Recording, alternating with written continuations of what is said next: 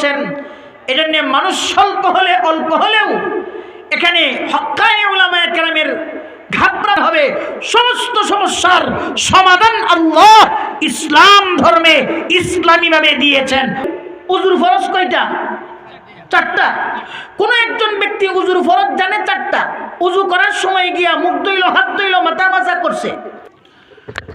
আলহামদুলিল্লাহ নাহমাদুহু ওয়া নাস্তাঈনুহু ওয়া নাস্তাগফিরুহু ওয়া নু'মিনু বিহি ওয়া নাতাওয়াক্কালু আলাইহি ওয়া নাউযু বিল্লাহি মিন শুরুরি আনফুসিনা ওয়া মিন সাইয়্যাতি আমালিনা। من يهده الله فلا مضل له ومن يضلله فلا هادي له ونشهد أن لا إله إلا الله ولا مالك إلا الله ولا خالق إلا الله ولا حول إلا الله ولا قوة إلا الله ولا محيي إلا الله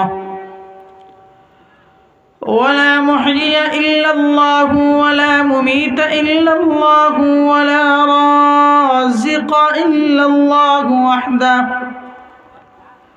ولا رازق إلا الله وحده لا شريك له ولا طريق له ولا وزير له ولا نظير له ولا شبيه له ولا معين له ولا مشير له ولا مثيل له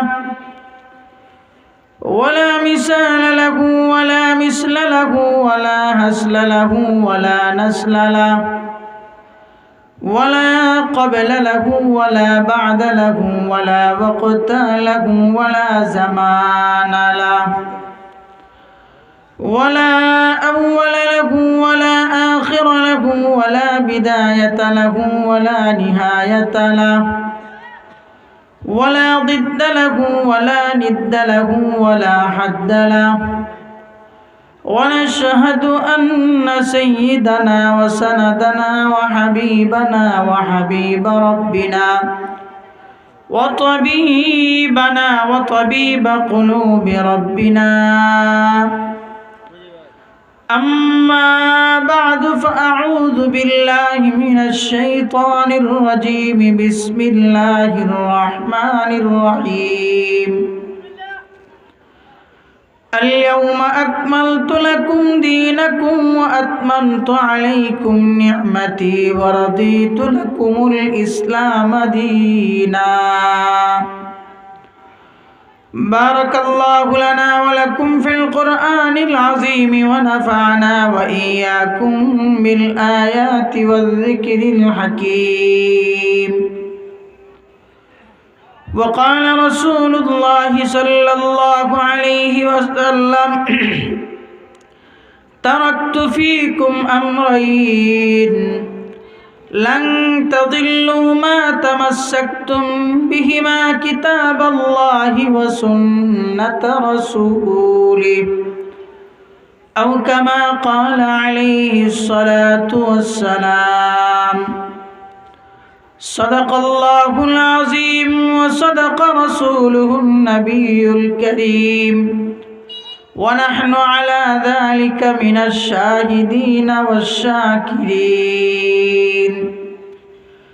اللهم صل على محمد وعلى آل محمد كما صليت على إبراهيم وعلى آل إبراهيم إنك حميد مجيد. اللهم بارك على محمد وعلى آل محمد كما باركت على إبراهيم وعلى آل إبراهيم إنك حميد مجيد. الحمد لله ثم الحمد لله. ত্রিশাল নৌপাড়া আল হেরা মাদ্রাসার উদ্যোগে আয়োজিত আজকের ইসলামী সম্মেলনের পরম শ্রদ্ধাভাজন সম্মানিত সভাপতি সাহেব উপস্থিত হযরত উলামায়ে কেরাম, আমার সামনে উপবিষ্ট আছেন সর্বস্তরের দিনদরদি মুসলিম ভাইরা, পর্দার আড়ালে আছেন আমার সম্মানিত পর্দাসীন মা ও বোনেরা। প্রথমেই মেহেরবান খুদার আলিশান দরবারে দিল থেকে জবান খুলে উচ্চকিত কণ্ঠে আকাশ বাতাস মুখরিত করে শরীরের সবটুকুন শক্তি ব্যয় করে আবেগ দিয়ে মেহেরবান খুদার আলিশান দরবারে কালিমাতুর শুকর আদায় করি, বলি আলহামদুলিল্লাহ। মানুষ আমরা যে পরিমাণে আছি, কিন্তু আওয়াজের পরিমাণ আরো বেশি হওয়া দরকার। এজন্যে রাত খুব বেশি হয়ে গেছে তাও না, যিনি প্রধান মেহমান সুদূর চট্টগ্রাম থেকে উনি আসতেছেন। মানুষ একজন থাকলেও একজনকে নিয়ে কথা বলা, এটা উলামায়ে আকাবির আসলাফদের একটা বড় বিষয়। এজন্য আমরা এখানে আছি, বাহিরে যারা আছে তাদেরকে আমরা জানান দিই, আল্লাহর দরবারে শুকর আদায় করি, জবান খুলে উচ্চকিত কণ্ঠে আকাশ বাতাস মুখরিত করে আবারও বলি আলহামদুলিল্লাহ। আরো জোরে বুঝি, আপনারা অনেকেই হয়তো ঘুমের ভাব আসছে। আলহামদুলিল্লাহ, রবের নামে আল্লাহর নামে শুকর আদায় করলে তো মন্দ কিছু না, কথা কোন ঠিক কিনা? এজন্য আবারও বলেন আলহামদুলিল্লাহ। মহতারাম সম্মানিত হাজরিন, আমি বিষয়ভিত্তিক কথা বলার চেষ্টা করি, যারা বিষয়ভিত্তিক আলোচনা করেন তাদেরকেও আমি দিল থেকে বড় মহব্বত করি। যদিও রাত হয়ে গিয়েছে, কিন্তু আমি এরপরেও আজকে সুনির্ধারিত একটি বিষয়ের উপর আপনাদের সম্মুখে কথা বলবো। ওমা তাওফিকি ইল্লা বিল্লাহ। আমি সূরাতুল মায়েদার 3 নম্বর আয়াত তিলাওয়াত করেছি এবং রাসূল করিম সাল্লাল্লাহু আলাইহি ওয়াসাল্লামের অসংখ্য অগণিত আহাদিসে মুবারাকা থেকে ছোট্ট একখানা হাদিস আমি পাঠ করেছি। আমার তিলাওয়াতকৃত আয়াত এবং পাঠকৃত হাদিস, এই দুইটা জিনিসের সমন্বয়ে আজকে আমার আলোচ্য বিষয় যে জিনিসটা নির্ধারণ, যদি সময় সুযোগ হয় আপনারাও থাকেন, ধৈর্য সহকারে শুনেন, ইনশাল্লাহ আশা করি বিষয়টা হৃদয়ঙ্গম করতে পারবেন, বুঝতে পারবেন। বিষয়টা হচ্ছে এই, সরকার যখন চলে গেল, এর আগে থেকেই নতুন সরকার যখন হলো, তখন নানা মহল থেকে, নানা দিক থেকে, নানা অবস্থান থেকে, সংগঠন থেকে, নানাভাবেই উলামায়ে কেরাম বলেন, সর্বসাধারণ বলেন, নানা মহল থেকে একটা জিনিস, এই স্লোগানটা উঠে যে এখন যদি আমরা ইসলামী রাষ্ট্র করতে না পারি তাহলে আগামী 50 বছরেও পাবো না। এমন কথা আমরা শুনি কিনা? কতক্ষণ শুনি কিনা? আবার এমন অনেকেই বলে যদি রাষ্ট্রটা ইসলামী হয় তাহলে দেশের মানুষ শান্তি পাবে না, অথবা ইসলামের রাষ্ট্র ব্যবস্থাও নাই। আবার অনেকেই বলে এই দল আর সেই দল, সব দল মিলে ঐক্য হওয়া দরকার। এই নানা রকম নানা বক্তব্য মানুষ দিয়ে থাকে।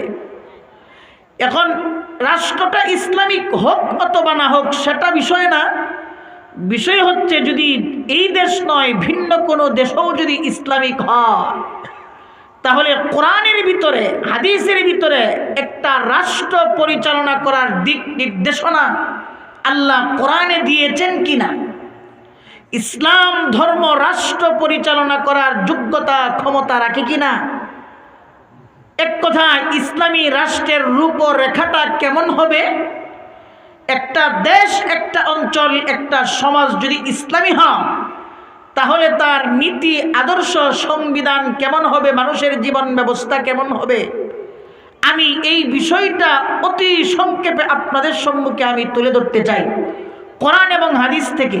শুনতে রাজি আছেন? মানুষ যদি একজনও থাকে তাহলেও আলোচনা করতে কোনো সমস্যা নাই। কেন? ভারত উপমহাদেশের একজন প্রখ্যাত আলেম ছিলেন, নাম তার ইসমাইল শহীদ রহমতুল্লাহি আলাইহি। ইসমাইল শহীদ রহমতুল্লাহি আলাইহি অনেক বড় আল্লাহর ওলি, বড় আলেম ছিলেন। তিনি একটা মসজিদে জুমার নামাজ পড়াতেন, তার জুমার নামাজে হাজার হাজার মানুষ হতো। তার নিয়মিত কিছু মুসল্লি ছিল। একজন মুসল্লি নিয়মিত একদিন তার পিছনে জুমার নামাজ পড়ার সুযোগ তার হয় নাই। ইসমাইল শহীদ রহমতুল্লাহ আলাইহি নামাজ শেষ করে দিয়েছেন। এমত অবস্থায় তার ভক্ত যিনি ছিলেন নিয়মিত মুসল্লি, উনি দৌড়িয়ে হাঁপিয়ে হাঁপিয়ে আসতেছেন। ইসমাইল শহীদ রহমতুল্লাহ আলাইহি নামাজ শেষ করে তিনি মসজিদের বারান্দায় বসলেন। তার সাথে তার মুরিদান মুহিব্বিন যারা আছেন সকলেই বসা। লোকটা যখন দৌড়িয়ে হাঁপিয়ে আসলো তার কাছে, তখন বললেন তিনি, তুমি দৌড়াচ্ছ কেন, হাঁপাচ্ছ কেন? তখন তিনি বলেন যে হুজুর, প্রতিদিন প্রত্যেকটা জুমার নামাজ আমি আপনার পিছনে পড়ি, আজকে সঙ্গত কারণে আমি নামাজটা পড়তে পারি নাই, এরপরেও আশা নিয়ে এসেছি যদি পাই। তখন ইসমাইল শহীদ রহমতুল্লাহ আলাইহি তিনি বললেন, শোনো, তুমি বসো আমার সামনে। একজন মানুষকে নিয়ে হযরত ইসমাইল শহীদ রহমতুল্লাহ আলাইহি হাজারো মানুষের সম্মুখে যে আলোচনা তিনি করেছিলেন, একজন মানুষের সামনে আবার সেই আলোচনাটা তিনি দ্বিতীয়বার করলেন। সুবহানাল্লাহ।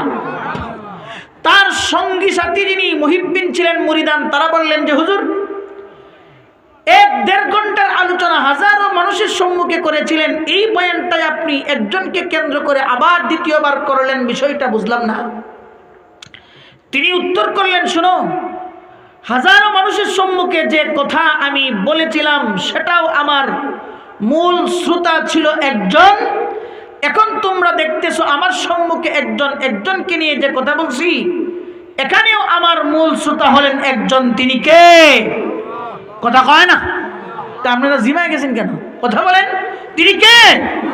আল্লাহ। তিনি কে? আল্লাহ। সুতরাং কোরআনের কথা, ইসলামের কথা, হাজারো মানুষ থাকুক, একজন থাকুক, যেই থাকুক না কেন, যিনি কথা বলেন তার মূল টার্গেট হলো আল্লাহকে দেখাবার জন্যে, আল্লাহকে শোনাবার জন্যে তিনি কথা বলছেন। এজন্য মানুষ স্বল্প হলে অল্প হলেও এখানে হক্কায়ে উলামায়ে কেরামের ঘাবড়াবার কোনো বিষয় নয়। দেশ স্বাধীন করার জন্যে, সমাজকে ভালো করার জন্যে, একটা পরিবর্তন করার জন্য হাজারো জনতার দরকার নেই, মাত্র কয়েকজনই সম্ভব। কথা কোন ঠিক কিনা? মুহতারাম সম্মানিত হাজরিন, এটা আমার আলোচ্য বিষয় না, আমি প্রাসঙ্গিকভাবে একটা কথা বলে দিলাম। আমার যেটা আলোচ্য বিষয়, যে বিষয়টা নিয়ে আমি আজকে আপনাদের সামনে কথা বলবো, এ মর্মে আল্লাহ সূরাতুল মায়েদার 3 নম্বর আয়াতে আল্লাহ বলেন, اليوم أكملت لكم دينكم وأتممت عليكم نعمتي ورضيت لكم الإسلام دينا। আল্লাহ বলেন, আজ আমি তোমাদের জন্য তোমাদের দিন, তোমাদের ধর্মকে পূর্ণ করে দিলাম। اليوم أكملت لكم دينكم وأتممت عليكم نعمتي ورضيت لكم الإسلام دينا। আল্লাহ বললেন, আজ আমি তোমাদের জন্য তোমাদের দিন ধর্মকে পূর্ণ করে দিলাম। কেমন পূর্ণ করলাম? শুধুমাত্র পূর্ণ নয়, একেবারে পরিপূর্ণ করে দিলাম। তাহলে আল্লাহ এখানে বলে দিলেন, তোমাদের জন্য তোমাদের দিন ধর্মকে আমি পূর্ণ করলাম। এই কথাটার ভিতরে 3টা প্রশ্ন। 1 নম্বর প্রশ্ন হলো, আল্লাহ কখন বলেছিলেন আমি তোমাদের জন্য তোমাদের দিন ধর্মকে পূর্ণ করে দিলাম? এটার সময়টা কখন? এই সময়টা জানা একটা বিষয় আমাদের। 2 নম্বরের বিষয় হলো, আল্লাহ বললেন তোমাদের জন্য তোমাদের দিনকে পূর্ণ করলাম। পূর্ণ বলতে কতটুকু পূর্ণ করলেন, এই পূর্ণতার পরিমাণটা জানা আমাদের একটা বিষয়। 3 নম্বর হলো, আল্লাহ বললেন তোমাদের দিনকে পূর্ণ করলাম। দিন দ্বারা এখানে উদ্দেশ্যটা কি? কথা কি বুঝতেছেন আমার? হ্যাঁ, তাহলে আল্লাহ সূরাতুল মায়েদার 3 নম্বর আয়াতে বললেন তোমাদের জন্য তোমাদের দিনকে আমি আজকে পূর্ণ করে দিলাম। এই আজ দ্বারা উদ্দেশ্য কি? বিশ্বনবী জনাবে মুহাম্মদুর রাসূলুল্লাহ সাল্লাল্লাহু আলাইহি ওয়াসাল্লাম 63 বছর হায়াত পেয়েছিলেন। 63 বছরের আগের বছর রাসূল যে বছর ইন্তেকাল করেছেন, এর আগের বছর, তার মানে রাসূলের জিন্দেগীর 62 নম্বর বছর। রাসূলের জীবনে মাত্র হজ করেছিলেন একবার, যে হজটাকে বিদায় হজ নামে বলা হয়, ইতিহাসে আখ্যায়িত। রাসূল করিম সাল্লাল্লাহু আলাইহি ওয়াসাল্লাম তার মৃত্যুর আগের বছর বিদায় হজ, এই বর্ষের যুলহিজ্জা মাসের 9 তারিখ আরাফার দিন শুক্রবার রাসূল যখন আরাফার ময়দানে ভাষণ দিতেছিলেন তখন সেই দিন ওই তারিখে আল্লাহ রাব্বুল আলামিন সূরাতুল মাঈদার এই 3 নম্বর আয়াত নাজিল করলেন। এতে বোঝা গেল আল্লাহ যে বললেন আমি তোমাদের জন্য তোমাদের দিনকে পূর্ণ করে দিলাম আজ থেকে প্রায় ১৫০০ বছর আগে। আজ থেকে ১৫০০ বছর আগে আল্লাহ আমাদের জন্য আমাদের দিন ধর্মকে পরিপূর্ণ করে দিয়েছেন। সুবহানাল্লাহ। তাহলে আল্লাহ আমাদের জন্য আমাদের দিন ধর্মকে পূর্ণ করলেন কবে, এই জিনিসটা জানতে পারলাম। দ্বিতীয় নম্বরের বিষয় হলো পরিপূর্ণ করে দিলেন, তার মানে কি? আমাদের নবীর দিন ধর্মকে আল্লাহ পূর্ণ করলেন। আমাদের নবীর আগে যত নবী এসেছিলেন আদম থেকে নিয়ে ঈসা নবী পর্যন্ত কমের পক্ষে ৬ লক্ষ নবী রাসূল এসেছিলেন। সমস্ত নবীর একটা প্রচারিত ধর্ম ছিল, একটা দিন ছিল। আমাদের নবীর ধর্মকে আল্লাহ পূর্ণ করলেন, তার মানে অন্যান্য নবীর ধর্মকে আল্লাহ পূর্ণ করলেন না। বিষয়টা কি এমন না? অন্য সমস্ত নবীর ধর্ম আল্লাহ পূর্ণ করেছেন, আমাদের নবীর ধর্ম আল্লাহ পূর্ণ করেছেন। তবে কেন আমাদের নবীর ধর্মের বেলায় আল্লাহ বললেন আজ আমি তোমাদের দিন ধর্মকে পরিপূর্ণ করে দিলাম, যে কথাটা আল্লাহ আমাদের নবী ছাড়া ভিন্ন কোন নবীর ধর্মের বেলা বলেন নাই? কেন? এখানে একটা প্রশ্ন হলোই, আমাদের নবী ছাড়া যত নবী এবং রাসূল দুনিয়াতে এসেছিলেন সমস্ত নবী রাসূলের প্রচারিত ধর্মের নাম কি? কথা কন। ইসলাম। আমাদের নবীর প্রচারিত ধর্মের নাম ইসলাম। আমাদের নবী ছাড়া পৃথিবীতে যত নবী এবং রাসূল এসেছেন সমস্ত নবী রাসূলের প্রচারিত ধর্মের নাম ইসলাম। আমাদের নবীর ধর্মকে যেমনিভাবে আল্লাহ পূর্ণ করেছেন ঠিক তেমনিভাবে সমস্ত নবী রাসূলের ধর্মকে আল্লাহ পরিপূর্ণ করে দিয়েছেন। পার্থক্য শুধু এতটুকুন, আমাদের নবীর ধর্মকে যে আল্লাহ পূর্ণতা দান করলেন এটা চিরস্থায়ীভাবে, অস্থায়ীভাবে নয়, কিয়ামতের জন্য আল্লাহ পরিপূর্ণ করে দিয়েছেন। অন্য সমস্ত নবীর ধর্ম ওই নবী যতদিন পর্যন্ত ছিল তত দিনের জন্য সেই নবীর ধর্ম আল্লাহ পরিপূর্ণ করেছিলেন। নবী শেষ, তার ধর্মের পূর্ণতাও শেষ। পক্ষান্তরে আমাদের নবী যখন ছিলেন তখনও ধর্মকে পরিপূর্ণ করলেন। আমাদের নবী যখন দুনিয়ার থেকে চলে গেলেন কিয়ামত পর্যন্ত আনেওয়ালা সমস্ত মানুষের জন্য, সমস্ত মানুষের সমস্ত জীবনের জন্য, সমস্ত মানুষের সমস্ত জীবনের সকল অধ্যায়ের জন্য, ব্যক্তি জীবন বলেন, পারিবারিক জীবন বলেন, সামাজিক জীবন বলেন, রাষ্ট্রীয় জীবন বলেন, আন্তর্জাতিক জীবন বলেন, শুধুমাত্র নবীর জামানায় নয়, কিয়ামত পর্যন্ত যারাই আসবে যে সমস্যার সম্মুখীন হবে সমস্ত সমস্যার সমাধান আল্লাহ ইসলাম ধর্মে ইসলামীভাবে দিয়েছেন। কথা কোন ঠিক কিনা? মুহতারাম সম্মানিত হাজরিন, আল্লাহ রাব্বুল আলামিন বললেন আজ আমি তোমাদের জন্য তোমাদের দিন ধর্মকে পূর্ণ করলাম। এটা আজ থেকে কত হাজার বছর আগে বললেন? প্রায় ১৫০০ বছর আগে আল্লাহ পূর্ণ করে দিলেন। কেমন ভাবে পূর্ণ করলেন? একটা সীমারেখা, একটা এলাকার জন্য, নির্ধারিত সময়ের জন্য, না গোটা বিশ্ববাসীর জন্য? কথা কোন? গোটা বিশ্ববাসীর জন্য আল্লাহ দিন ধর্মকে পূর্ণ করে দিলেন। শুধুমাত্র রাসূলের জামানা বা ১৫০০ বছরের জন্য, না কিয়ামত পর্যন্ত আনেওয়ালা সমস্ত মানুষের জন্য, সমস্ত জাতির জন্য, সমস্ত মানুষের জন্য?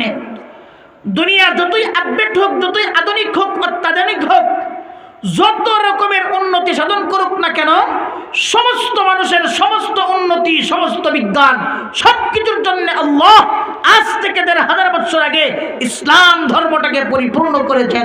সুবহানাল্লাহ। ইসলাম ধর্মকে যদি আল্লাহ পূর্ণ করেন, ধর্ম মানে কি? ধর্ম মানে হলো একটা মানুষের জীবন ব্যবস্থা। একটা মানুষের জীবন কত রকমে বিভক্ত।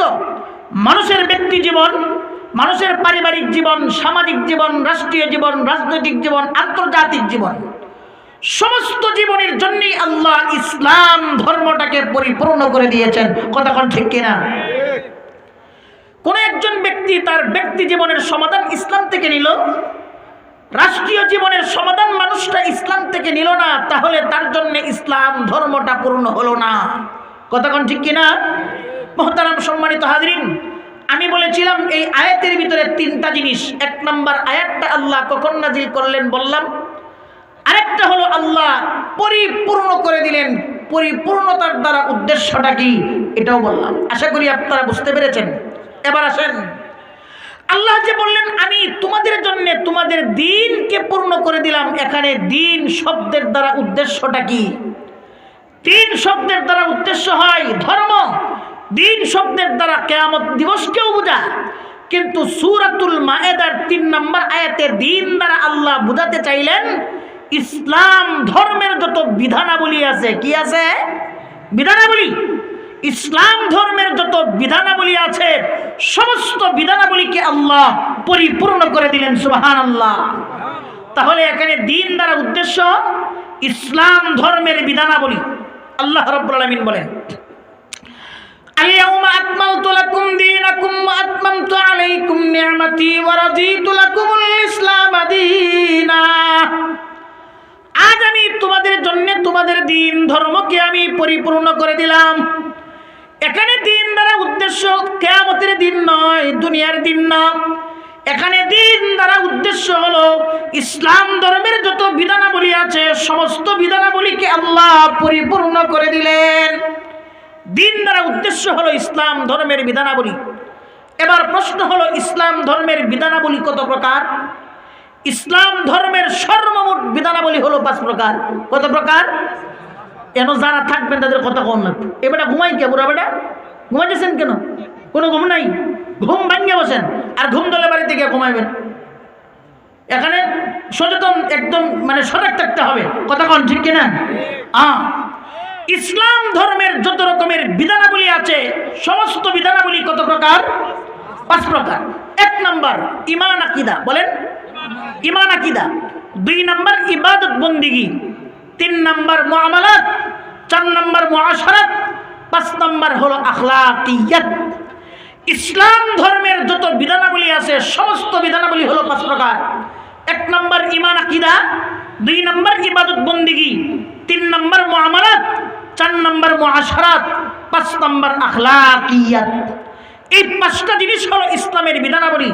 কোন একজন মানুষ সে রাজনৈতিক জীবন বলুক, রাষ্ট্রীয় জীবন বলুক, আন্তর্জাতিক জীবন বলুক, ব্যক্তি জীবন বলুক, সামাজিক জীবন বলুক, পারিবারিক জীবন বলুক, যে জীবনই বলুক না কেন এই 5টা জিনিসের বাহিরে কোনো ব্যক্তি যেতে পারে না। সে যেভাবেই জীবনযাপন করুক না কেন এই 5টার কোনো না কোনো একটার ভিতরে তাকে অবশ্যই থাকতে হবে। হোক না সে মুসলিম অথবা অমুসলিম, যে যেভাবেই চিন্তা করুক ইসলামের এই 5টা বিধানাবলীর বাহিরে কেউ যেতে পারে না। এই 5টার ভিতরেই তাকে জীবনযাপন করতে হয়। সুতরাং ইসলাম আছে, ইসলামের বিধানাবলী আছে ব্যক্তি জীবনে, ঠিক তেমনিভাবে পারিবারিক জীবনে, সামাজিক জীবনে, রাষ্ট্রীয় জীবনে, সর্বক্ষেত্রে ইসলামের বিধানাবলী আছে। কতক্ষণ ঠিক কিনা? ইসলামের বিধানাবলী হলো 5 প্রকার। এই 5 প্রকার বিধানাবলীর মধ্য থেকে কোনো একজন ব্যক্তি 4টা মানে একটা মানে না, তাহলে তার ইসলাম পূর্ণ হলো না। আমি আপনাদের কাছে জিজ্ঞাসা করতে চাই, উজুর ফরজ কয়টা? 4টা। কোন একজন ব্যক্তি উজুর ফরজ জানে 4টা। উজু করার সময় গিয়া মুখ ধুইল, হাত ধুইল, মাথা মাজা করছে, 3টা উজুর ফরজ সে পালন করেছে, কিন্তু 4র্থ নম্বর যেটা পা ধোয়া, পাও সে ধৌত করে নাই। এবার তার উজু হলো? হয়েছে? উজু হয় নাই। কেন? উজুর ফরজ 4টা তুমি পালন করো নাই, করছো 3টা, এজন্য তোমার উজু হয় নাই। যেমনি ভাবে উজুর ফরজ 4টার থেকে একটা বাদ দিলে তার উজু হয় নাই, ঠিক তেমনি ভাবে ইসলাম ধর্মের বিধানাবলী হলো 5 প্রকার। এই 5 প্রকার বিধানাবলীর 4টা যদি কেউ পালন করে, একটা বিধানকে যদি কেউ বাদ দেয়, তার ইসলাম পূর্ণ হলো না, সে পরিপূর্ণ মুসলমান না। কতক্ষণ ঠিক কিনা? মুহতারাম সম্মানিত হাজরিন, ইসলামকে যদি কেউ পূর্ণ করতে চায় তাহলে আল্লাহ যে 5 প্রকার বিধানাবলীর মাধ্যমে ইসলামকে পূর্ণ করেছেন সেই 5টা আমাদের জীবনে আনতে হবে। মুহতারাম সম্মানিত হাজরিন, এখানে মনে রাখবেন। তবে আমি একটা কথা আপনাদেরকে বলি, রাষ্ট্র যে মানুষ চালায়, একটা রাষ্ট্রের ভিতরে কতগুলো জিনিস থাকে। দেখেন, একজন মন্ত্রী দেয় স্বরাষ্ট্রমন্ত্রী দেয়, একজন পররাষ্ট্রমন্ত্রী দেয়, বিচার বিভাগ আছে, স্বাস্থ্য বিভাগ আছে, অর্থনীতি বিভাগ আছে, এরপরে যুদ্ধনীতি আছে, সেনা সামরিক বাহিনী আছে, পুলিশ বিভাগ আছে, নানা রকমের বিভাগ আছে। এই সব কিছু কোরআনে কারীমের ভিতরে আছে। কোরআনে কারীমের ভিতরে রাষ্ট্রনীতি সম্পর্কে আয়াত আছে, কোরআনের ভিতরে পররাষ্ট্রনীতি সম্পর্কে আয়াত আছে, কোরআনের ভিতরে যুদ্ধনীতি সম্পর্কে আয়াত আছে, কোরআনে কারীমের ভিতরে সেনাবাহিনী সম্পর্কে আয়াত আছে, কোরআনে কারীমের ভিতরে বিচার ব্যবস্থা নিয়ে আয়াত আছে। সমস্ত কিছু আল্লাহ কোরআনে হাকিমের ভিতরে বলে দিয়েছেন এবং এই সব কিছু আল্লাহ ইসলামের 5 প্রকার বিধানাবলীর ভিতরে ঢুকাইয়া দিয়েছেন। সুবহানাল্লাহ। এজন্য কোনো একজন ব্যক্তি যদি চায় আমি কোরআন মোতাবেক চলবো, তাহলে তার জন্য চলা সম্ভব। কতক্ষণ ঠিক কিনা? মুহতারাম সম্মানিত হাজিরিন, আমি বলতেছিলাম আল্লাহ বলেছেন আমি আজ তোমাদের জন্য তোমাদের দিন ধর্মটাকে ইসলামের বিধানাবলীকে পূর্ণ করে দিলাম। ইসলামের বিধান হলো 5 প্রকার। 1 নম্বর ঈমান আকীদা। ঈমান আকীদা কাকে বলে? ঈমান আকীদা বলা হয় অন্তরে বিশ্বাসের নাম, কিছু জিনিসকে বিশ্বাস করার নাম ঈমান। বর্তমান সময়ে দেখবেন অনেক বক্তাই বলেন অথবা সাধারণ মানুষই বলেন, কোনো কিছু হতে না হতেই একজনকে বলে ফেলে তুমি কাফের। কতক্ষণ ঠিক কিনা? আসলে একজন মানুষকে কখন কাফের বলা যায় আর কখন কাফের বলা যায় না, কি কি কাজ করলে মানুষ কাফের হয়ে যায় আর কি কাজ করলে মানুষ কাফের হয় না, ফাসেক হয়, এই জিনিসগুলো আজকে মানুষের জানা না থাকার কারণে যে কাফের না তাকেও আমরা কাফের বলে ফেলি, আর যে কাফের তাদেরকেও মুসলমান বলে ফেলি। কতক্ষণ ঠিক কিনা? ইসলামের যে সমস্ত বিষয় আছে 8টা জিনিস, এটা কোনো হাদিসের ভিতরে নাই, কোনো কোরআনের আয়াতের ভিতরে নাই। তো বিজ্ঞ উলামায়ে কেরাম কোরআন এবং হাদিসকে গবেষণা করে মন্থন করে একটা কালিমা বানাইছেন। আপনারা যারা ছোট সময় মক্তবে পড়াশোনা করছেন বুগদাদি কায়দা, কালিমায়ে তাওহীদ পড়ছেন কিনা? কথা কয় না। কালিমায়ে শাহাদাত পড়ছেন কিনা? কথা কন। হ্যাঁ, আপনি রেখেছি কথা বললে আমিও বুঝি যে হ্যাঁ আপনারা বুঝতেছেন, আমি আপনাদেরকে বোঝাবার জন্য চেষ্টা করতেছি। কালিমায়ে তাওহীদ পড়েছেন, কালিমায়ে শাহাদাত পড়েছেন, কালিমায়ে তামজিদ পড়ছেন, ইমানে মুফাসসাল পড়েছেন, ইমানে মুজমালও পড়ছেন। কথা কোন ঠিক কিনা? কোরআনে হাদিসের ভিতরে শুধুমাত্র কালিমায়ে তাওহীদ এবং কালিমায়ে শাহাদা আছে। ইমানে মুফাসসাল, ইমানে মুজমাল কোনো হাদিসে নাই, কোরআনের কোনো আয়াতে নাই। তাহলে এগুলো যে বলি, এজন্য দেখবেন যখন কোনো একজন ব্যক্তি বলে ইমানে মুফাসসাল, ইমানে মুজমাল, তখন বর্তমান সময়ে আহলে হাদিস নামে যারা আছে তখন বলে তুমি যে বললা 5 কালিমাতে বিশ্বাসী হওয়া লাগবে, ইমানে মুফাসসাল, ইমানে মুজমাল, এটা কোরআনের কোন আয়াতে আছে, এটা হাদিসের কোন কিতাবে আছে? এমন প্রশ্ন তথাকথিত আহলে হাদিস নামের লামাযহাবী যারা, গায়রে মুকাল্লিদ যারা, তারা এমন প্রশ্ন করে কিনা? কতক্ষণ করে কিনা? হ্যাঁ। তাহলে ইমানে মুফাসসাল, ইমানে মুজমাল, এটা আমিও বলতেছি কোনো হাদিসে নাই, কোনো কোরআনের আয়াতে নাই। তাহলে আমরা বলি কোথা থেকে? এটা বললে এটার প্রমাণটা কি? মুহতারাম সম্মানিত হাজরিন, উলামায়ে কেরাম যারা, বিজ্ঞ আলেম যারা, ফকি যারা, মুফতি যারা, মৌলানা যারা, তারা কোরআন এবং হাদিস থেকে বিক্ষিপ্ত বিষয়গুলো মন্থন করে তারা বুঝতে পারেন সর্বসাধারণ যারা মানুষ, যারা সরল মনা ইমানদার, তারা সব কিছু বুঝতে পারে না। কোরআন হাদিস গবেষণা করে সব কিছু বের করা তাদের জন্য সম্ভব নয়। এজন্য বিজ্ঞ উলামায়ে কেরাম কোরআন হাদিস গবেষণা করে ইসলামের মৌলিক বিষয়গুলোকে একটা কালিমাতে সংকলন করেছেন, লিপিবদ্ধ করেছেন, যেটা আমাদের সবার জন্য যেন বুঝতে সহজ হয়। কথা কোন ঠিক কিনা? ইমানে মুজমাল আছে একটা, আমানতু বিল্লাহি ওয়া মালাইকাতিহি ওয়া কুতুবিহি ওয়া রুসুলিহি ওয়াল ইয়াউমিল আখিরি ওয়াল কদরি খাইরিহি ওয়া শাররিহি মিনাল্লাহি তাআলা। আমি বলতেছিলাম আল্লাহ ইসলাম ধর্মকে পূর্ণ করে দিলেন, মানে ইসলামের বিধানাবলীকে পূর্ণ করে দিলেন। ইসলামের বিধানাবলী মোট কত প্রকার? 5 প্রকার। 1 নম্বর হলো ঈমান। ঈমান কারে কয়? ঈমান হলো অন্তরে কিছু জিনিস বিশ্বাস করার নাম হলো ঈমান। ঈমান, যে সমস্ত বিশ্বাস করার নাম ঈমান, এই জিনিসগুলো 2 প্রকার। এই জিনিসগুলো 2 প্রকার। 1 প্রকার বিষয় আছে এমন, এই বিষয়গুলো যদি কোনো একজন ব্যক্তি অস্বীকার করে ডাইরেক্ট কাফের, কাফের, এই ইমানদার নয়, মুসলমান নয়। আরেক প্রকার বিষয় আছে এমন, সে যদি না মানে অস্বীকার করে তাহলে তাকে কাফের বলা যাবে না, তবে হ্যাঁ সে বাতিল, পথভ্রষ্ট এবং ফাসিক, ফুজ্জার। কথা কোন ঠিক কিনা? তাহলে কোন জিনিসগুলো অস্বীকার করলে মানুষ কাফের হয়? এমন বিষয় হলো 6টা বা 7টা। যেগুলোকে একত্রে ইমানে মুজমালের ভিতরে আনা হয়েছে। আমানতু বিল্লাহি ওয়া মালাইকাতিহি, এক নম্বর আল্লাহকে বিশ্বাস করতে হবে। দুই নম্বর আমানতু বিল্লাহি ওয়া মালাইকাতিহি, ফেরেশতাদেরকে বিশ্বাস করতে হবে। ওয়া কুতুবিহি, আল্লাহ যে সমস্ত কিতাব আসমান থেকে নাজিল করেছেন সমস্ত কিতাবগুলোকে বিশ্বাস করতে হবে। ওয়া রুসুলিহি, আল্লাহ যত সমস্ত নবী রাসূল দুনিয়াতে পাঠালেন সমস্ত নবী এবং রাসূলকে বিশ্বাস করতে হবে। ওয়াল ইয়াউমিল আখিরি, পরকালে বিশ্বাস করতে হবে। ওয়াল কাদিরি খাইরিহি ওয়া শাররিহি মিনাল্লাহি তাআলা, এবং তাকদীরে বিশ্বাসী হতে হবে। ওয়াল বাসি বাদাল মাউত, মানে পুনরুত্থান, এটা কিয়ামতের সাথেই। এই ছয়টা জিনিসকে যদি কোনো একজন ব্যক্তি মানে, বাকি কিছু মানুক অথবা না মানুক, তাহলে সেই ব্যক্তি ইমানদার, তাকে কাফের বলা যাবে না। কথাক্ষণ ঠিক কিনা? কোন একজন ব্যক্তি যদি এই ছয়টা জিনিসের কোনো একটা মানে না, তাহলে সে ডাইরেক্ট কাফের, এবার প্রশ্ন হলো যে হুজুর, হিজবুত তাওহীদ বলেন আর নানান ফেরাকে বাতেলা ভ্রষ্ট দল আছে, এই সমস্ত দলকে আপনারা অনেক ক্ষেত্রেই, আমি তো একটার নাম নিলাম, এটা আমার তাহকিক অনুযায়ী দুনিয়াতে এমন অনেক ভ্রষ্ট দল আছে যেগুলোকে আমরা মনে করি কাফের, আসলেও তারা কাফের নয়। এই সমস্ত ব্যক্তিরা এই ছয় কথাতে বিশ্বাসী, যেহেতু এই ছয় কথা মানে এই জন্য তারা ইমানদার। বাকি এই ছয়টা জিনিসের ব্যাখ্যা বিশ্লেষণ এটা নবীর তরিকা এবং সাহাবায়ে কেরামের মতে করে না, নিজেদের মন ভরাভাবে করে। এই জন্য তারা আহলুস সুন্নাত ওয়াল জামাত না, সত্যিকার ইমানদার না, বেজাল পূর্ণ ইমানদার। কথা কোন ঠিক কিনা? যেহেতু ইমানদার কারা না কারা এটা আমার আলোচ্য বিষয় না, এজন্য এই বিষয়ে আমি আর বিস্তারিত গভীরে যেতে চাই না। আমি এতটুকুন শুধু বললাম, ইসলাম ধর্মের বিধানাবলী কত প্রকার? 5 প্রকার। 1 নম্বর হলো ঈমান আকীদা। ঈমান আকীদা কাকে বলা হয়? 6টা জিনিসে বিশ্বাস করা এবং আরো বেশ কিছু গুণাবলীতে সিফাতে বিশ্বাস করার নাম হলো ঈমান। এই ঈমানটা সমাজের প্রায় অধিকাংশ মানুষেরই আছে। আমরা যারা এখানে এসেছি আমাদের কি ঈমান নাই? যদি ঈমান না থাকতো তাহলে তো আমরা মাহফিলে আসতাম না। কথা কোন ঠিক কিনা? তাহলে আমরা ঈমানদার, এটা আমরা দাবি করি, মনে করি, বিশ্বাস করি। ঈমান আনার পরে হলো ইবাদত বন্দেগী, ইসলামের একটা বিধান।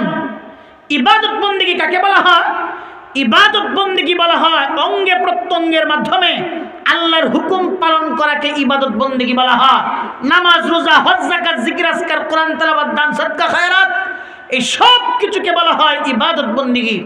মুহতারাম সম্মানিত হাজরিন, একজন ব্যক্তি যিনি নিজেকে ইমানদার বা মুসলমান বলে, সেই ব্যক্তি ঈমান আনার পরে কম বেশ ইবাদত বন্দেগী করে কিনা? কতক্ষণ করে কিনা? করে। তাহলে বুঝে গেল ইসলাম ধর্মের বিধানাবলী 5 প্রকার। 1 নম্বর হলো ঈমান আকীদা, 2 নম্বর হলো ইবাদত বন্দেগী। সমাজের সাধারণ মুসলমানরা পর্যন্ত ঈমানও আনে, ইবাদত বন্দেগীও করে, এই 2টা পাওয়া গেল। যে সমস্ত ব্যক্তিদের ভিতরে ঈমান আছে, ইবাদত বন্দেগীও করে, তারা মনে করে আমার থেকে বড় পাক্কা মুসলমান এই সমাজে মনে হয় নাই। কেন? আমি আল্লাহকে বিশ্বাস করি, আমি নামাজ পড়ি, যাকাত দেই, হজ করি, রোজা রাখি, দান খায়রাত করি, জিকির আজকার করি, নফল ইবাদত বন্দেগী করি, আমার থেকে ভালো মানুষ আর কেউ নাই। কথা কোন ঠিক কিনা? অথচ ইসলাম ধর্মের বিধানাবলী 5 প্রকার। আল্লাহ যে 5টি বিধানের মাধ্যমে ইসলামকে পরিপূর্ণ করলেন, সেই 5টা বিধানের থেকে 3টা বিধানই তার ভিতরে নাই। কথা কোন ঠিক কিনা? এই জন্য মুহতারাম সম্মানিত হাজরিন, যে সমস্ত ব্যক্তিরা ঈমান এনেছে, ইবাদত বন্দেগী করে, পরবর্তী 3টা জিনিস যদি তার ভিতরে না পাওয়া যায়, সে আর যেই হোক না কেন, 100 বার যদি হজ করে, প্রত্যেক বছরে যদি কয়েকবার করে উমরা এবং হজ করে, সেই মানুষটা পরিপূর্ণ ঈমানদার মুসলমান হতে পারে না। 3 নম্বর কি? 3 নম্বর হলো মুআমালাত। মুআমালাত কাকে বলা হয়? মুআমালাত বলা হয় লেনদেন, বস্তুর বিনিময়ে বস্তু, টাকার বিনিময়ে বস্তু, শ্রমের বিনিময়ে টাকা, টাকার বিনিময়ে শ্রম। এইভাবে একটা জিনিস যদি আরেকটা জিনিসের সাথে কেউ লেনদেন করে, যেমন চুক্তিতে আবদ্ধ হওয়া। আজকের আপনাদের এই মাহফিল, আমি হলাম ময়েজ, আমাকে মাহফিলের কর্তৃপক্ষ দাওয়াত দিলেন, আমি বললাম হ্যাঁ আমি আসবো। এই যে একটা চুক্তি, এই চুক্তিটাকে বলা হয় মুআমালা। এই চুক্তিটাকে বলা হয় মুআমালা। বস্তুর বিনিময়ে বস্তু হতে পারে, কথার মাধ্যমেও চুক্তি হতে পারে, টাকার বিনিময়ে বস্তু হতে পারে, বস্তুর বিনিময়ে টাকা হতে পারে। যেভাবেই হোক না কেন এই সব কিছু হলো মুআমালাত। হ্যাঁ, ব্যাংক ব্যবস্থা মুআমালাত, শেয়ার বাজার মুআমালাত, ফিশারি ব্যবসা বাণিজ্য মুআমালাত, আমের বাগান দিবেন মুআমালাত। এইভাবে লেনদেন যত রকমের আছে, আপনি কৃষিকাজ করেছেন, ফসল বিক্রি করবেন, এই সব কিছু হলো মুআমালাত। এক কথা, একজন মানুষের সাথে আরেকটা মানুষের কোনো কিছুর বিনিময় করা, আদান প্রদান করা, লেনদেন করা, এটাকে বলা হয় মুআমালাত। কথা কোন ঠিক কিনা? পৃথিবীতে এমন কোনো মানুষ কি আছে সমাজে যে মানুষটা আরেকটা মানুষের সাথে কোনো রকমের চুক্তিতে আবদ্ধ হয় না? কথা কোন? এমন কোনো মানুষ আছে? কোনো মানুষ যদি বলে যে না, আমার সমাজের দ্বিতীয় কোনো মানুষ লাগে না, যে মানুষটার সাথে আমার কোনো একটা চুক্তিতে আবদ্ধ হতে হয়, লেনদেনে আবদ্ধ হতে হয়, আমার এমনটা লাগে না, সমাজের কোনো একটা রাষ্ট্রে, কোনো একটা সমাজে এমন মানুষ খুঁজে পাওয়া যাবে না। অবশ্যই প্রত্যেকটা মানুষকে অপর একটা মানুষের সাথে লেনদেনে কোনো না কোনো একটা চুক্তিতে আবদ্ধ হয়েই তার জিন্দেগিকে অতিবাহিত করতে হয়। কোনো একটা মানুষের শরণাপন্ন হওয়া ছাড়া, চুক্তিতে আবদ্ধ হওয়া ছাড়া, কোনো রকমের লেনদেন ছাড়া এই মানুষটা সমাজে জীবনযাপন করতে পারবে না। কথা কোন ঠিক কিনা? সমাজের সব থেকে নিচের শ্রেণীর আমরা যাকে বা কেউ যদি মনে করে সুইপার যারা আছে, এই মানুষটারও কি কোনো দাম নাই? কথা কন।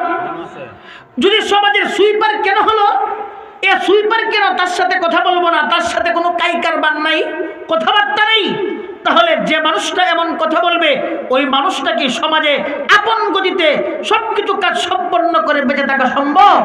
সম্ভব না। সমাজের ভিতরে যদি এই শ্রেণীর মানুষ না থাকে তাহলে তার জীবন চালানো সম্ভব না, অসম্ভব হয়ে যাবে, পায়খানা না করে মরতে হইব। কথা কোন ঠিক কিনা? এজন্য সমাজের কোনো একটা মানুষ এমন নাই যে মানুষটার সাথে আরেকটা মানুষের লেনদেন করতে হয় না। লেনদেন তো বুঝলেন আপনারা? শেয়ার বাজার এটা একটা লেনদেন, ব্যাংকিং ব্যবস্থা লেনদেন, এরপরে আরো যত রকমের অর্থনৈতিক যা কিছু আছে সব কিছু হলো লেনদেন। লেনদেন ছাড়া সরকার চলতে পারে না, লেনদেন ছাড়া মন্ত্রী মিনিস্টার চলতে পারে না, লেনদেন ছাড়া একটা রাষ্ট্র চলতে পারে না, লেনদেন ছাড়া একটা সমাজ চলতে পারে না, লেনদেন ছাড়া কোনো পরিবার চলতে পারে না, লেনদেন ছাড়া কোনো একজন ব্যক্তি চলতে পারে না। এই জিনিসটাকেই বলা হয় মুআমালাত। কথা কোন ঠিক কিনা? মুআমালাত আমাকে আপনাকে পরিশুদ্ধ করতে হবে, ঠিক করতে হবে। আমি এক দুইটা উদাহরণ দিচ্ছি মাত্র, যেহেতু আমার সামনের এই প্রত্যেকটা বিষয়কে নিয়ে রাষ্ট্রে ফিট করতে হবে, এটা বুঝাই দিতে হবে, এজন্য আমি খুব শর্টকাট দ্রুত বলছি। লেনদেন আজকে আমাদের স্বপ্ন, যে মানুষটার ঈমান সঠিক আছে, যে মানুষটার ইবাদত বন্দেগী সঠিক, এই সমস্ত অনেক আল্লাহওয়ালা পীর সাহেবদের মধ্য থেকেও লেনদেন সঠিক না। কথা কোন ঠিক কিনা? একজন দোকানদার থেকে আপনি মাল নিলেন বাকিতে, আপনি যখন বাকিতে মাল নিলেন দোকানদার থেকে, তখন তার সাথে মুআমালা লেনদেন করলেন কিনা? আমি 1 মাস পরে আপনার বাকি টাকা পরিশোধ করব। 1 মাস চলে গেল, 1 মাস চলে গেল, টাকা দেওয়ার খবর নেই, ওই দোকান থেকে আর মালও আনি না, এমনকি দোকানের আশপাশেও যাই নাই। কথা কোন ঠিক কিনা? এমন সমাজে পাওয়া যাবে কিনা? কথা কোন পাওয়া যাবে কিনা? তাহলে যে সমস্ত ব্যক্তি সঠিক সময়ে বাকিতে মান আনলো কিন্তু সঠিক সময়ে টাকা পরিশোধ করলো না, এই সমস্ত মানুষের লেনদেন সঠিক না বেঠিক? শুদ্ধ না অশুদ্ধ? যে সমস্ত মানুষের এই মুআমালা লেনদেনটা অশুদ্ধ, এই মানুষটা যদি 5 ওয়াক্ত নামাজি হয়, এই মানুষটা যদি যত বড় হাজি হোক না কেন, যাকাত দেওয়ালা হোক না কেন, কোরআনে কারীমের তেলাওয়াতকারী হোক না কেন, যাই হোক না কেন, এই ব্যক্তির ইসলাম এখনো পর্যন্ত পরিপূর্ণ হয় নাই। কথা কোন ঠিক কিনা? বাকিতে মাল আনছে, বেটা টাকা দিবে, সঠিক সময়ে দিচ্ছে না, তারিখও নিচ্ছে না, দেখাও করছে না, এরপরেও যদি তার মুআমালা শুদ্ধ না হয়, ইসলাম পরিপূর্ণ না হয়, তাহলে যে সমস্ত শয়তানের দলেরা, যে সমস্ত গদ্দবেরা মালকে স্টক করে রাখে, যারা গুদামজাত করে রাখে, যারা সিন্ডিকেট করে রাখে, তাহলে তার লেনদেন, তার মুআমালা কি শুদ্ধ না অশুদ্ধ? কথা কয় না? অশুদ্ধ। যে সমস্ত ব্যক্তিরা সিন্ডিকেট করে রাখে, যে সমস্ত ব্যক্তিরা গুদামজাত করে রাখে, যে সমস্ত ব্যক্তিরা মাল স্টক করে রাখে, এইটাও হলো মুআমালা। সুতরাং যারা এমন করেছে তাদের মুআমালা, তাদের লেনদেন শুদ্ধ নয়, অশুদ্ধ। কথা কোন ঠিক কিনা? এইভাবে যারা দালাল আছে, যারা দালাল, কোথায় কথা চলে আসে, জমির ব্যবসা করার নাম দালালি নয়, এটা ব্যবসা জায়েজ। হজ্জের ব্যবসা করার নাম দালালি না, এটা দেশ দালাল কারে ক, এটা অনেকেই বুঝে না। এজন্য যেটা দালালি নয় সেটাকে দালাল বলে, যেটা দালালি ওটা বুঝেই না সে, কথা কোন ঠিক কিনা? দালালি কাকে বলা হয়? গরুর বাজারে যখন ক্রেতা গরু কিনতে যায়, একজন ক্রেতা সে গরুর দাম দর করতেছে, পাশ থেকে বিক্রেতার সাথে লিয়াজু আছে অথবা নাই। তৃতীয় একজন মানুষ এসে বলে সত্যিকার ক্রেতা 20,000 টাকা দাম করলো। তৃতীয় একটা পক্ষ যার লিয়াজু সম্পর্ক মালিকের সাথে আছে অথবা নাই, সে এসে বলে যে না আমি 20,000 নয় 30,000 টাকা দিব। আসলে সত্যিকার অর্থে সে ক্রেতা নয়, সত্যিকার অর্থে সে কিনা ক্রেতা না। এরপরেও আসল ক্রেতা যে উচিত মূল্য থেকে যেন বাড়িয়ে দেয়, এটার পাইতারা করার জন্য যারা এমন অহেতুক ক্রেতা সে যে দাম দরদাম করে তাদেরকে বলা হয় দালাল। তাদেরকে কি বলা হয়? দালাল। জমির ব্যবসা যারা করে এটা দালাল না, এটা ব্যবসা। যদি সঠিকভাবে করে তাহলে জায়েজ, তাকে দালাল বলা যাবে না। হজ্জের ব্যবসা যারা করে ব্যবসা, এটাকে দালাল বলা যাবে না। দালাল হলো যারা সত্যিকার ক্রেতা নয়, কিন্তু ক্রেতার উচিত মূল্যের উপরে বৃদ্ধি করতে চাও মালিকের পক্ষ থেকে অথবা নিজেদের পক্ষ থেকে, তাকে বলা হয় দালাল। এই দালালি যারা করে ইসলাম এটাকে জায়েজ বলে না। এই ধরনের লেনদেন মুআমালা সঠিক নয়। যারা পাক্কা নামাজি, যাকাত দেয়, হজ করে রোজা রাখে, সবকিছু ঠিকঠাক, তার মুআমালা লেনদেন ঠিক নয়, তাহলে সে সচ্চা ইমানদার নয়, তার ইসলাম এখনো পূর্ণ নয়। কথা কোন ঠিক কিনা? এক দুইটা উদাহরণ দিলাম। 4 নম্বর, ইসলামের বিধানাবলী কত প্রকার? 5 প্রকার। 1 নম্বর ঈমান আকীদা, 2 নম্বর ইবাদত বন্দেগী, 3 নম্বর মুআমালাত, 4 নম্বর হলো মুআশারাত। মুআশারাত কাকে বলা হয়? মুআশারাত বলা হয় আচার ব্যবহার। কি বলা হয়? আচার ব্যবহার। মুআশারাত হলো আচার ব্যবহার। মুহতারাম সম্মানিত হাজিরিন, কথা বলতে গেলে অনেক কথা, 2-3 ঘন্টা কথা বললেও শেষ হবে না। আচার ব্যবহার, রাষ্ট্রনীতি বলেন, পররাষ্ট্রনীতি বলেন, এই মুআশারাত, মুআমালাত আর আখলাক, এই 3টা জিনিস প্রত্যেকটাই সমাজ জীবন, রাষ্ট্র জীবন, আন্তর্জাতিক জীবনের প্রত্যেকটা কাজ, প্রতিটা নকল হরকত, প্রতিটা বিষয় মুআমালাত, হয়তো মুআমালাত, নয়তো মুআশারাত, নয়তো আখলাক, এছাড়া ভিন্ন কিছু না। কতক্ষণ ঠিক কিনা? কোরআন হাকিমের ভিতরে, রাসূলের হাদিসের ভিতরে মুআমালার সবকিছু পরিষ্কার, মুআশারাতের সবকিছু পরিষ্কার, আখলাকিয়াতের সবকিছু পরিষ্কার। ইসলামের 5 প্রকার বিধানাবলীর 4র্থ নম্বর হলো মুআশারাত। মুআশারাত মানে কি? মুআশারাত মানে হলো আচার ব্যবহার। মুআশারাত মানে হলো আচার ব্যবহার। আচার ব্যবহার কেমন? একটা মানুষের সাথে আরেকটা মানুষের ব্যবহার কেমন হবে, কথাবার্তার ধরন কেমন হবে, সম্বোধন কেমন হবে, এটাকে বলা হয় আচার ব্যবহার। ইসলামের পরিভাষায় বলা হয় মুআশারাত। ইসলামের পরিভাষায় বলা হয় মুআশারাত। একজন মানুষের মাধ্যমে যেন আরেকজন মানুষ কষ্ট যদি না পায়, তাহলে বুঝতে হবে তার আচার ব্যবহার ভালো, মানে তার মুআশারাত ভালো। কতক্ষণ ঠিক কিনা? আর যদি একজন মানুষের আচার ব্যবহারের মাধ্যমে কোনো একটা কারণে তার কথা হোক, তার ব্যবহার হোক, তার কোনো কাজের মাধ্যমে হোক, অপর মানুষ যদি কষ্ট পায়, বুঝতে হবে তার আচার ব্যবহার ভালো না, ইসলামের পরিভাষায় তার মুআশারাত ভালো না। কতক্ষণ ঠিক কিনা? ছোট্ট একটা উদাহরণের মাধ্যমে আপনাদেরকে বোঝাই। আপনারা মসজিদে গেলেন, মসজিদে মুসল্লিরা নামাজ পড়তে যায়নি, জুতা কি মসজিদে পায়ে দিয়া ভিতরে ঢুকে না বাহিরে রেখে যা? বাহিরে রেখে যা। মুসল্লি সাহেবানরা তাদের পা দেওয়ার জুতা মসজিদের ভিতরে না গিয়ে বাহিরে রেখে গেছে। অনেকে স্যান্ডেল পন্স জুতা পরিধান করে সেও রেখে গেছে। মাঝখানে আপনি গেলেন শু জুতা পিন্দে, চামড়ার জুতা।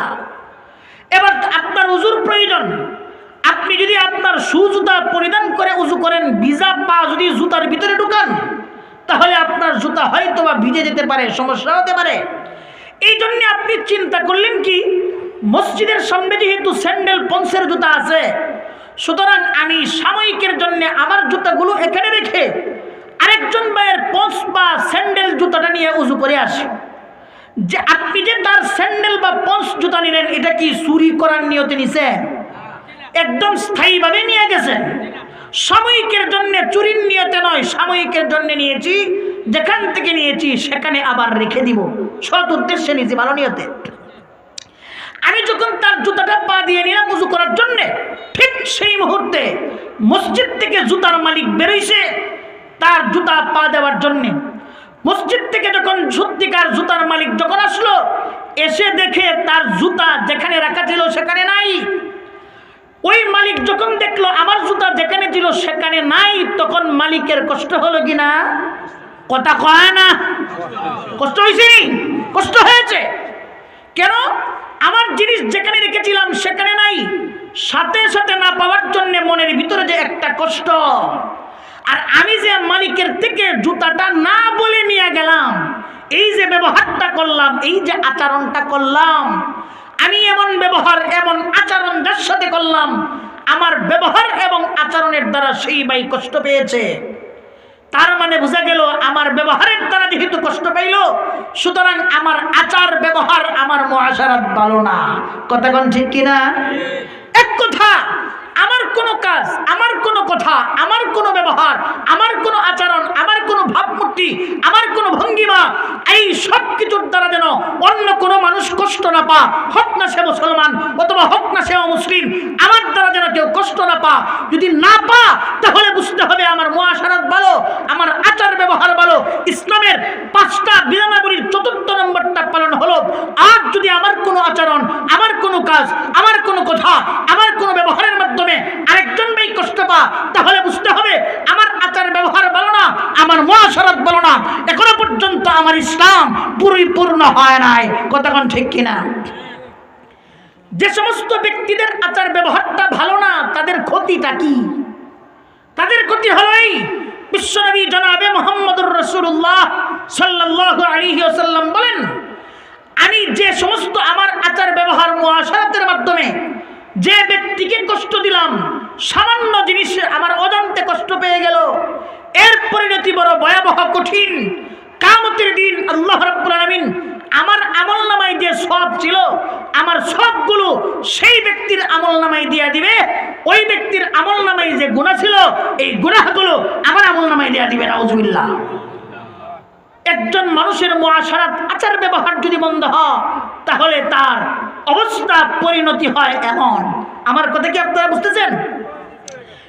এবার মুহতারাম সম্মানিত হাজিরিন, আমি বলতেছিলাম আল্লাহ রাব্বুল আলামিন সূরাতুল মায়েদায় আল্লাহ বলেছেন, আল-ইয়াওমা আকমালতু লাকুম দীনাকুম ওয়া আতমামতু আলাইকুম নি'মাতি ওয়া রাদিতু লাকুমুল ইসলাম দীনা। আজ আমি তোমাদের জন্য তোমাদের দিন ধর্মকে পূর্ণ করে দিলাম। আজ দ্বারা উদ্দেশ্য হলো, আজ থেকে 1000 বছর আগে আল্লাহ এই ঘোষণা দিলেন, তোমাদের জন্য তোমাদের দিন ধর্মকে পূর্ণ করলাম। কেমন পূর্ণ করলাম?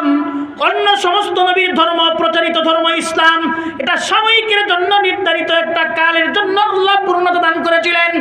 কিন্তু আমাদের নবী, বিশ্ব নবী জনাবে মুহাম্মদুর রাসূলুল্লাহ সাল্লাল্লাহু আলাইহি ওয়াসাল্লামের ধর্ম, প্রচারিত ধর্ম ইসলাম, এই ইসলামকে কোনো একটা সময়ের জন্য না, কিয়ামত পর্যন্ত গোটা বিশ্ববাসীর জন্য আল্লাহ পূর্ণ করে দিলেন।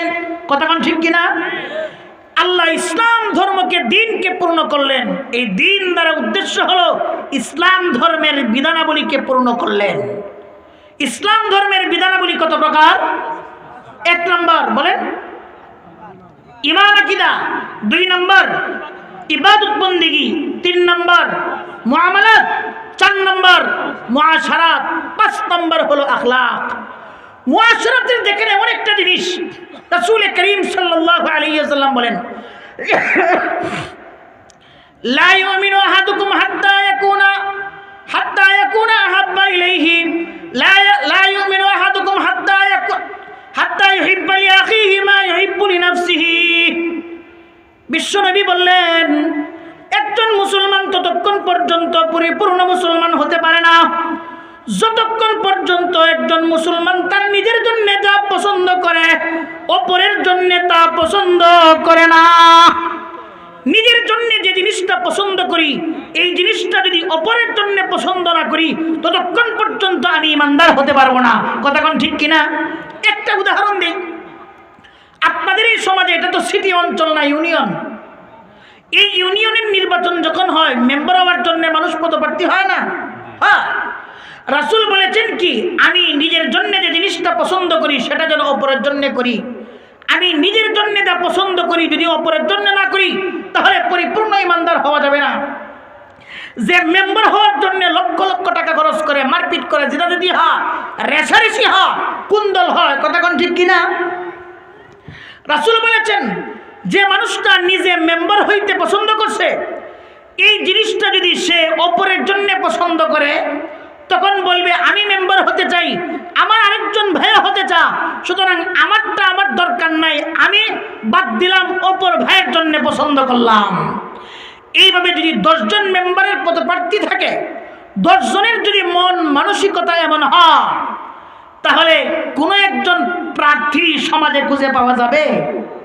যখন কোনো একজন মেম্বার পদপ্রার্থী সমাজে খুঁজে পাওয়া গেল না, তখন সমাজের সমস্ত মানুষগুলো একসাথে বৈঠক করে তারা ঘোষণা করবে, আমরা তাহলে চলো তালাশ করি এই সমাজের সব থেকে যোগ্য মানুষটাকে। সমাজের সমস্ত মানুষগুলো যোগ্য মানুষটাকে খুঁজে 5 বছরের জন্য তাকে মেম্বার বানায় দিবে, কতক্ষণ ঠিক কিনা? লাগবে কোনো গন্ডগোল, টাকা খরচ হবে, কোনো জিরাদিদি রেশারেশি মার্ডার খুন, কিচ্ছু না। এই হলো মুআশারাত, এর নাম ইসলাম। ইসলাম শুধু ব্যক্তি জীবনের জন্য না, সামাজিক জীবন থেকে নিয়ে রাষ্ট্রীয় জীবন পর্যন্ত জীবনের প্রতিটা অধ্যায়ে, প্রতিটা সেক্টরে, প্রতিটা পরতে পরতে ইসলামকে যদি কেউ প্রতিষ্ঠা করে সমাজে শান্তি প্রতিষ্ঠা হতে বাধ্য, কতক্ষণ ঠিক কিনা? মুহতারাম সম্মানিত হাজরিন, এরপরে আসেন ইসলামের 5 প্রকার বিধানাবলীর 5ম নম্বরটা হলো আখলাক। আখলাক মানে কি? আখলাক মানে হলো স্বভাব চরিত্র। আখলাক মানে স্বভাব চরিত্র। স্বভাব চরিত্র কোথায় থাকে? অঙ্গে প্রত্যঙ্গে, জবানে না। স্বভাব চরিত্র থাকে দিলে, দেমাগে, অন্তরে আর দেমাগে। যে সমস্ত মানুষের দিল দেমাগ ভালো তার স্বভাব চরিত্র হলো ভালো। যে সমস্ত মানুষের দিল দেমাগ ভালো না তাদের স্বভাব চরিত্র ভালো না, মানে আখলাক ভালো না, কতক্ষণ ঠিক কিনা? সমাজে গাঞ্জাখুর, মাদকাসক্ত আছে কিনা? কথা হয় না? আসেনি?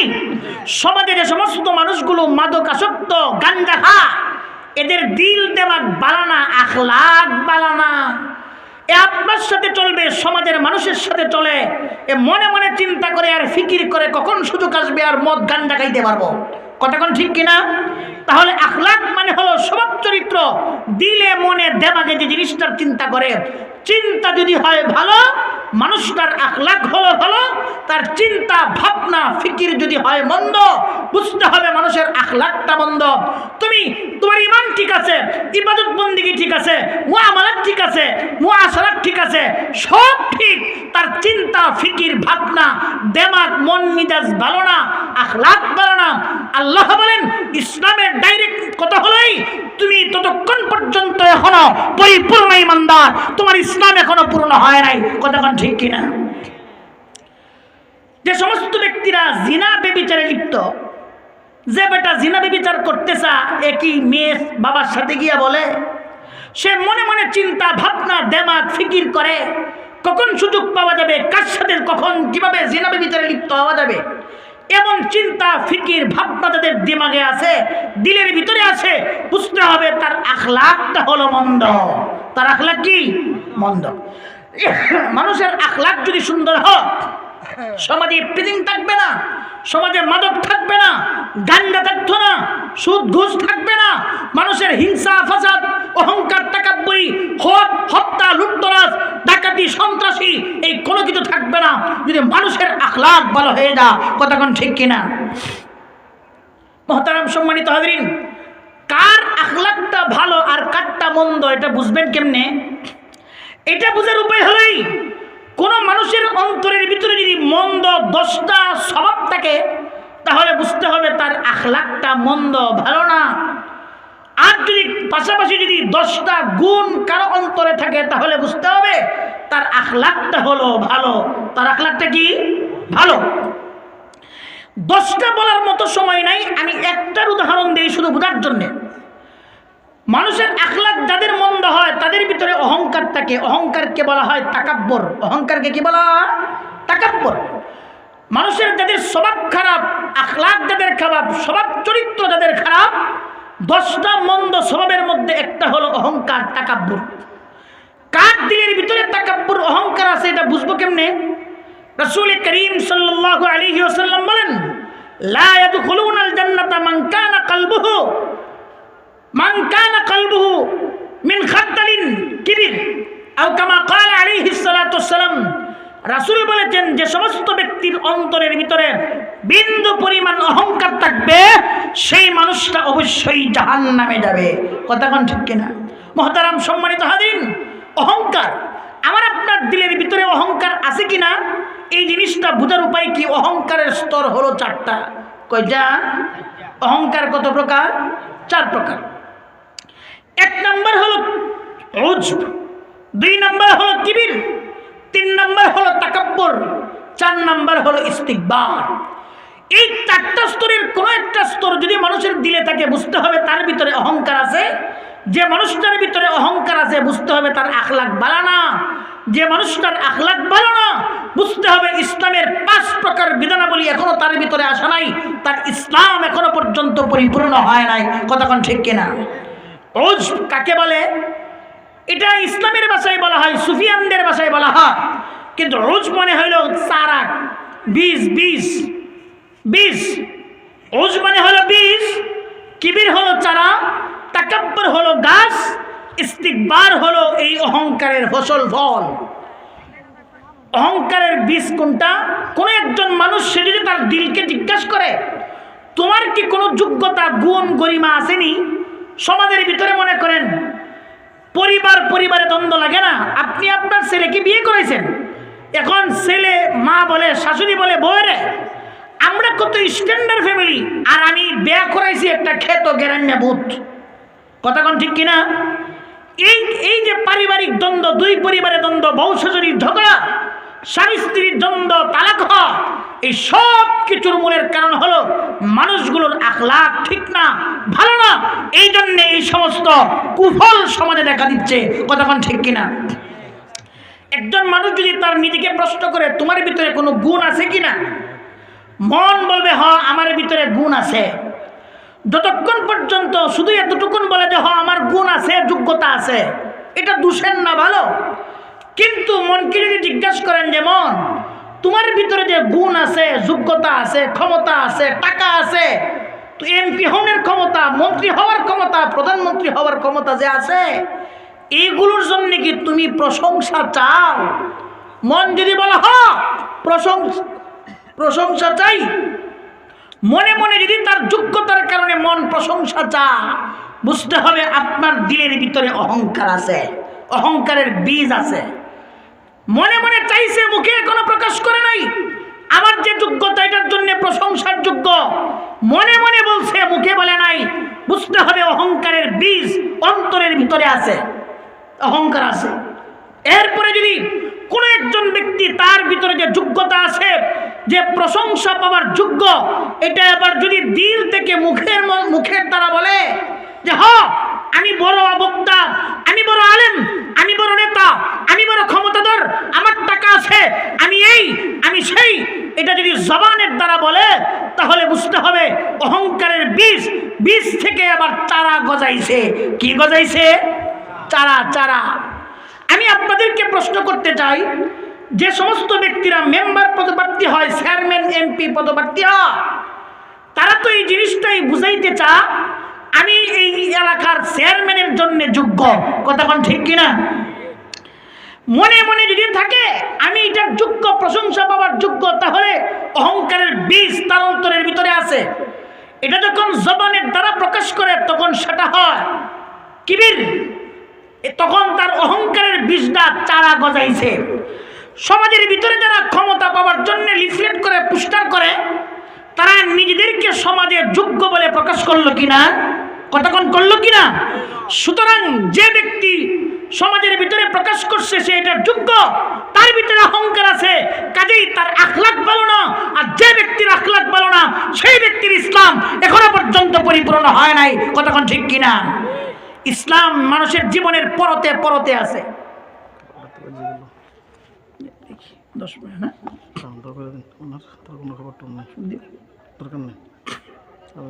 মুহতারাম সম্মানিত হাজিরিন, তাহলে কিবির আমরা বুঝলাম বীজ, এরপরে চারা। যখন মুখের দ্বারা বলছি, মুখের দ্বারা বলার পরে এবার তুলনা করে যে না আমি তার থেকে বড় যোগ্য, নিজের যোগ্যতা যদি আরেকজনের সাথে তুলনা করে তাহলে এটাকে বলা হয় তাকাব্বুর। তুলনা করে শুধুমাত্র ক্ষান্ত থাকে না, সমাজে এই জিনিসটা প্রতিষ্ঠা করার জন্য বাস্তবায়নে লাগে। যখন বাস্তবায়নে লাগে তখন এটা হলো অহংকারের ফসল। একজন ব্যক্তি যখন সে প্রকাশ করলো আমি চেয়ারম্যানের যোগ্য, জবানের দ্বারা প্রকাশ করেছে, এরপরে গিয়া বলে না তার থেকে বরং আমি বেশি যোগ্য, শুধু তুলনা করেই ক্ষান্ত থাকে না, এটাকে বাস্তবায়ন করার জন্য তার গুন্ডা দিয়া অপর পক্ষকে প্রতিহত করতে চা, ফলে সমাজে হত্যাযজ্ঞ শুরু হয়। কতক্ষণ ঠিক কিনা? মুহতারাম সম্মানিত হাজরিন, আমি বলতেছিলাম আল্লাহ রাব্বুল আলামিন আমার আপনার জন্য ইসলাম ধর্মকে পরিপূর্ণ করে দিলেন। ইসলামকে পূর্ণ করলেন মানে হলো ইসলামের বিধানাবলীকে পূর্ণ করে দিলেন। ইসলামের বিধানাবলী হলো 5 প্রকার। 1 নম্বর ঈমান আকীদা, 2 নম্বর ইবাদত বন্দেগী, 3 নম্বর মুআমালাত, 4 নম্বর মুআশারাত, 5 নম্বর হলো আখলাক। এই 5টা জিনিস একজন ব্যক্তির ভিতরে যখন ফিট হয় কিনা, প্রত্যেকটা মানুষের ভিতরে এই 5টা জিনিস লাগে কিনা? কতক্ষণ? ঈমান আকীদা লাগে কিনা? লাগে। ইবাদত বন্দেগী লাগে কিনা? মুআমালাত লাগে, মুআশারাত লাগে, আখলাক লাগে। প্রত্যেকটা জিনিস প্রত্যেকটা ব্যক্তির ভিতরে প্রয়োজন। এই জিনিসটা কিন্তু শুধুমাত্র কি ব্যক্তির জন্যই প্রযোজ্য, না এই জিনিসটা পরিবারের সমস্ত সদস্যের জন্যই দরকার? এই 5টা জিনিস কি সমাজের সমস্ত মানুষের জন্য দরকার কিনা? এই 5টা জিনিস কি শুধুমাত্র সমাজের সমস্ত মানুষের জন্য দরকার, না একটা রাষ্ট্রের সমস্ত মানুষের জন্য দরকার? সমস্ত মানুষের জন্য দরকার। এইভাবে ইসলামী রাষ্ট্র যদি হয়, তাহলে ইসলামী রাষ্ট্রের ভিতরে যদি এই 5টা জিনিসের বাস্তবায়ন করা হয়, তাহলে সেই ইসলাম সেই রাষ্ট্র পূর্ণাঙ্গ ইসলামের উপর প্রতিষ্ঠিত হবে ইনশাআল্লাহ। কতক্ষণ ঠিক কিনা? মুহতারাম সম্মানিত হাজরিন, রাষ্ট্র কাকে বলা হয়? রাজনীতি কারে কয়? অনেকেই বলে ইসলামে রাজনীতি নাই। আমি বলি যদি কোনো একজন ব্যক্তি বলে ইসলামে রাজনীতি নাই তাহলে এটা মুসলমান না। যদি বলে ইসলামে রাজনীতি নাই তাহলে যারা রাজনীতি করে এরা মুসলমান না।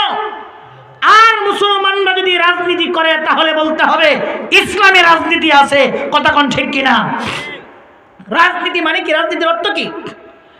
একটা রাষ্ট্রের জন্য 3টা জিনিসের প্রয়োজন: রাজা, রাজ্য, প্রজা। রাজা, রাজ্য, প্রজা, এই 3টা জিনিস। একটা রাজ্য থাকবে, একটা রাষ্ট্র থাকবে, একজন রাজা থাকবে, কিছু প্রজা থাকবে।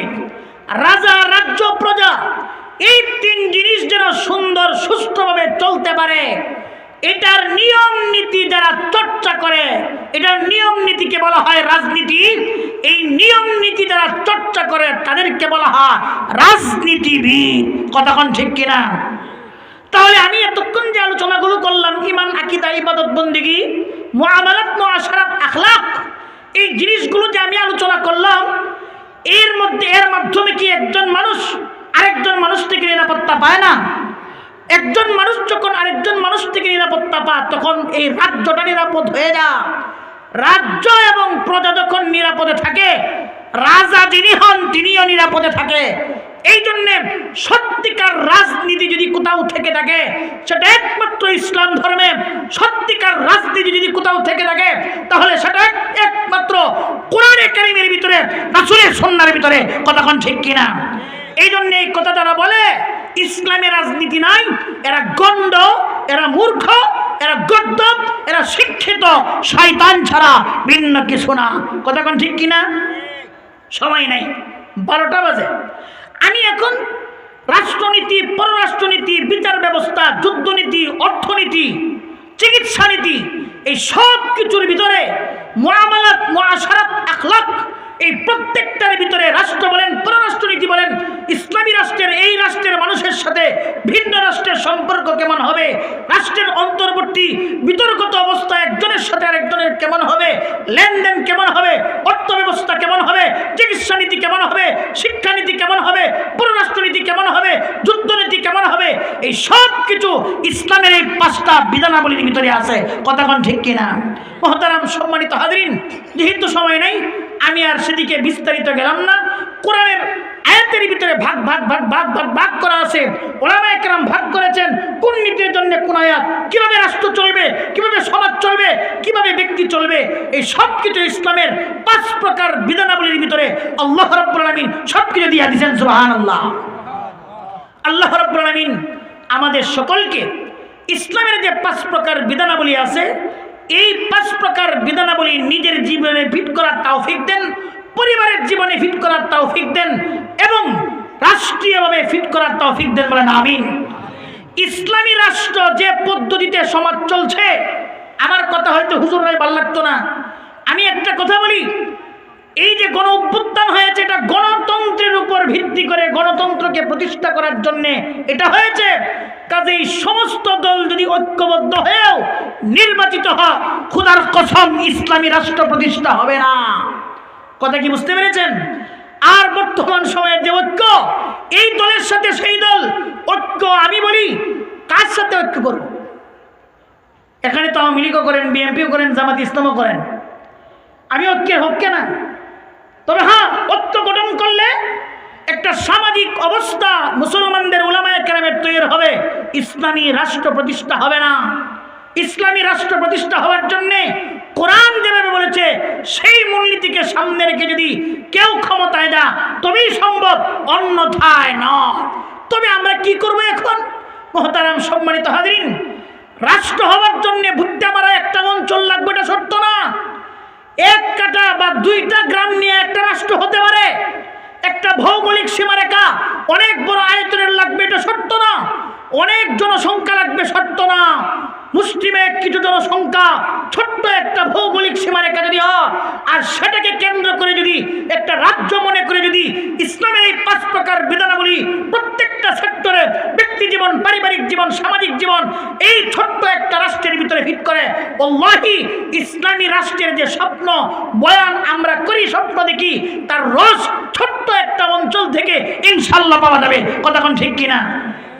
এই জন্যে কথার কথা আব্দুল হক সাহেব হুজুর বা হাবিবজি হুজুর তারা যদি বলেন যে আমাদের হাতে বায়াত হও, আমরা 40টা পরিবার চাই, ফ্যামিলি চাই, এই 40টা ফ্যামিলি পরিবারের সদস্যরা ইসলামের এই 5 প্রকার বিধানের উপর ভিত্তি করে চলবে, তাহলে ইসলামিক একটা সুন্দর সমাজ গঠন হয়ে গেল।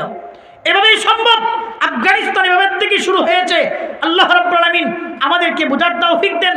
রাত্র গভীর হয়ে গেছে, ওই দিকে গেলে আর বুঝবো না, আরো সময়ের দরকার। আমিন ইয়া রাব্বাল আলামিন। ওয়া মা আলাইনা ইল্লাল বালাগ। আসসালামু আলাইকুম ওয়া রাহমাতুল্লাহি ওয়া বারাকাতুহু। দোয়া হয়ে যাবে।